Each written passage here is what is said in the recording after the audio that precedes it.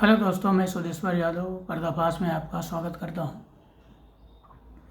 मेरा आज का जो वीडियो है वो राम और कृष्ण के सत्य के ऊपर है।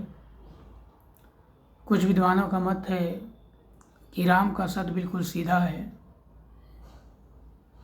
जैसा देखा सुना जाना वैसा कह देना, छल कपट से रहित। लेकिन कृष्ण के जो सत्य है वो बिल्कुल टेढ़ा सत्य है, छल कपट से भरा पड़ा सत्य है। घुमा फिरा करके बोला गया सत्य है।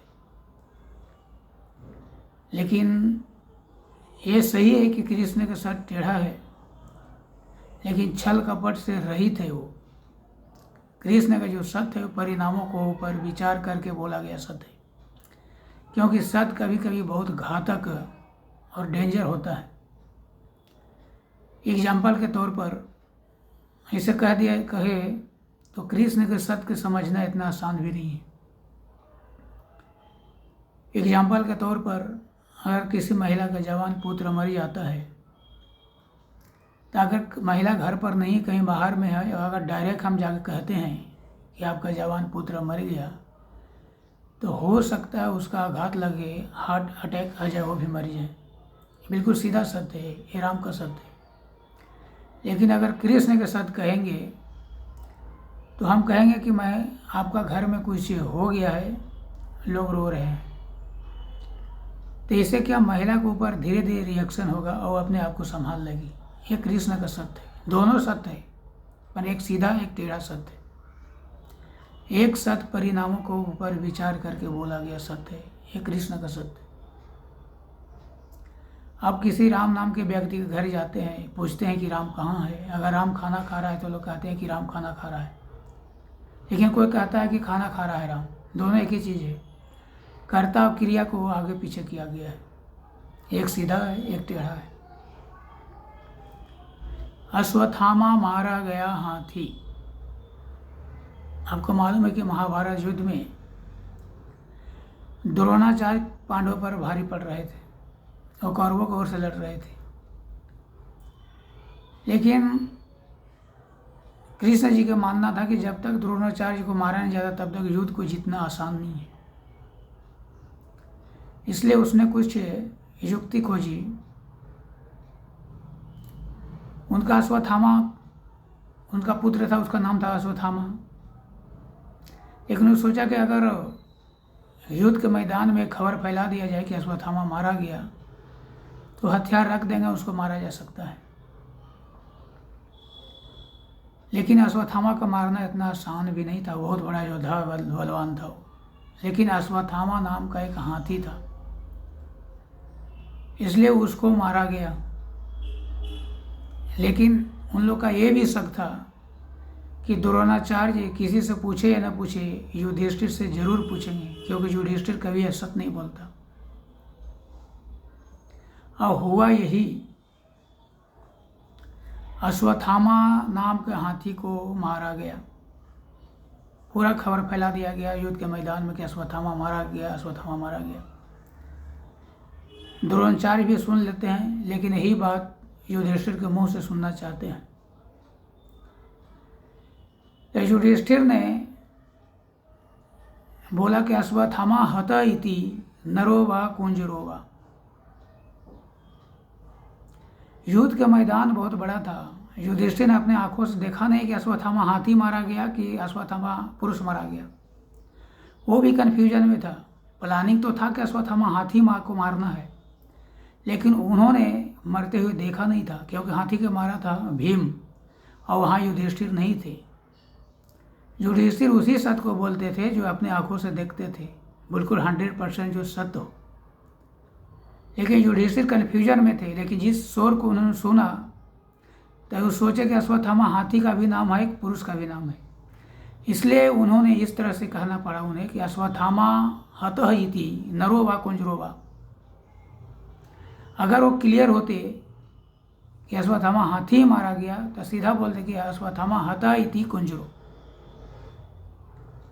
लेकिन यहाँ उन्होंने थोड़ा सा चालाकी किया। कि अश्वत्थामा हत इति नरो व कुंजरो व जो शब्द था बहुत धीरा बोला। अश्वत्थामा हत बहुत जोर से बोला उन्होंने। और लास्ट शब्द को द्रोणाचार्य नहीं सुन पाते हैं, हथियार रख देते हैं और उसे मार दिया जाता है। अब लोग कहते हैं कि युधिष्ठिर ने असत्य बोला। युधिष्ठिर ने असत्य नहीं बोला। अश्वत्थामा मारा गया हाथी, एक हाथी मारा गया जिसका नाम था अश्वत्थामा। दोनों एक ही चीज है, दोनों चीज एक ही है। वो कर्ता और क्रिया को आगे पीछे किया गया है, शब्दों को घुमाव फिराव करके बोला गया सत्य।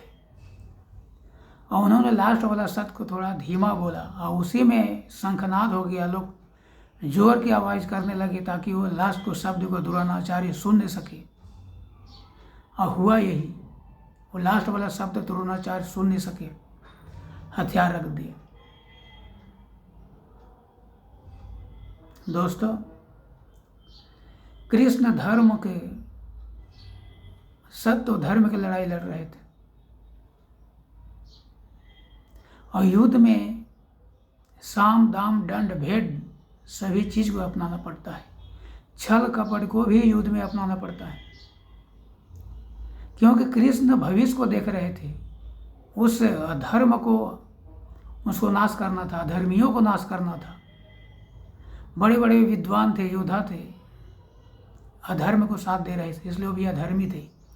इनको किसी तरह से भी नाश करना जरूरी था ताकि आने वाला भविष्य मेरा शुद्ध हो, स्वच्छ हो और अच्छा हो। इसलिए अगर एक असत्य बोलने से करोड़ों जिंदगी बचती है तो ऐसा असत्य बोल देना चाहिए, क्योंकि वही धर्म वही सत्य होता है। एक सत्य बोलने से करोड़ों जिंदगी बर्बाद हो जाती है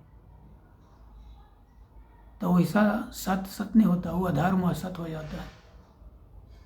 अगर एक असत्य बोलने से आपका परिवार और घर का आबरू अगर बचता हो तो ऐसा असत्य बोलना चाहिए, क्योंकि कभी कभी सत्य बहुत घातक होता है, खतरनाक होता है, बहुत जिंदगियां बर्बाद कर देती है।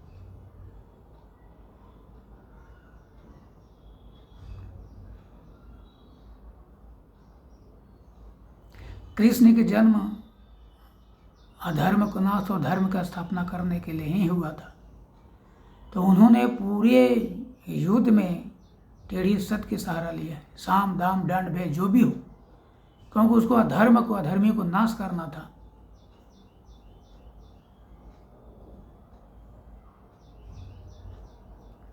कृष्ण एक सर्वगुण संपन्न व्यक्ति थे, सभी आयामों में जीने वाले थे और कृष्ण जैसा पॉलिटिशियन अभी तक कोई फैला नहीं हुआ। कौरव 100 भाई, पांडव 5 भाई। कौरव के सेना डबल के डबल। इसके बाद भी युद्ध को जीता गया। यह आसान नहीं था। एक कृष्ण के युद्ध नीति से ही सत्य धर्म के युद्ध को जीता गया। इसलिए कृष्ण का जो सत्य है उसमें छल कपट नहीं है, बल्कि सत्य टेढ़ी सत्य है। वो सत्य घुमा फिरा करके बोला गया सत्य है। आप इस पर विचार करना।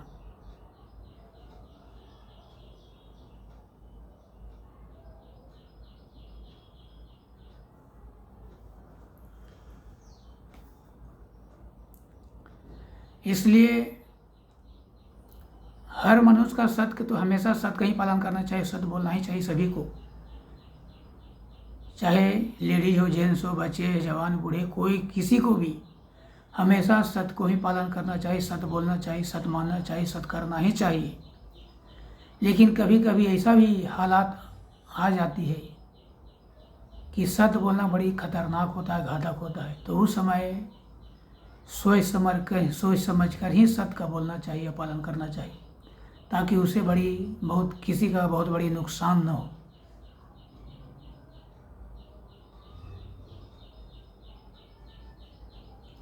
मैं वीडियो को यहीं विराम देता हूँ। मेरा वीडियो को आप लाइक, सब्सक्राइब और बेल आइकन को दबाना ताकि आने वाले सारे आपको वीडियो मिलता रहे। जय हिंद, जय भारत।